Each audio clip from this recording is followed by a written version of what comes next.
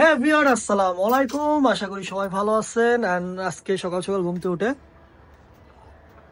আমি চলে আসলাম আমার সাথেতে। আজকে মূলত আমি সাডা ট্যুর দিয়াবো অ্যান্ড কি কি গাছ আছে, কি কি ফল হয়েছে, সব কিছু আপনার সাথে শেয়ার করব। অ্যান্ড আমাদের শাকসবজির বেশিরভাগই আমরা ছাদে লাগাই খাই। So let's go. যদি দেখি, এটা মূলত আমাদের উপরের ছাদ।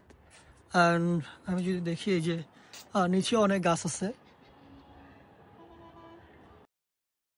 ওই ফ্লোর অ্যান্ড এই ফ্লোরে সবই গাছ লাগাই।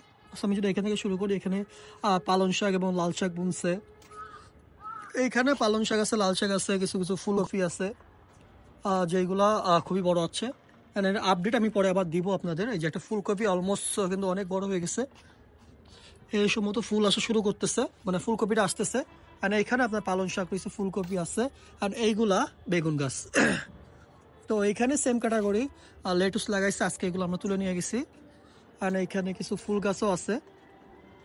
তো আমি যদি দেখি, লেবু গাছটায় কিন্তু অনেক ফুল আসছে, দেখতে অনেক ভালো লাগছে।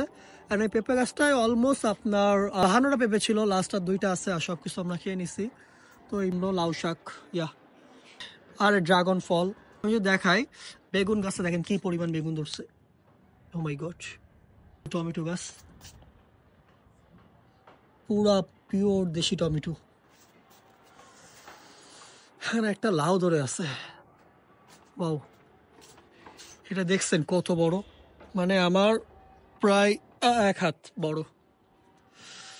আর ছাদের উপরে এমন লাউ খুবই সচরাচর কম দেখা যায়, এটা মূলত বিড়ালে লাগাইছে। তো আপনারা যদি জানতে চান কি কি দিয়ে মাটি প্রসেসিং করে, সবকিছু কিন্তু আমি আপনাদের বলবো, যদি আপনারা কমেন্ট করে জানতে আগ্রহী হন। সো নিচের ছাদটা অন্য একদিন দেখাবো। জাস্ট তো আল্লাহ হাফেজ।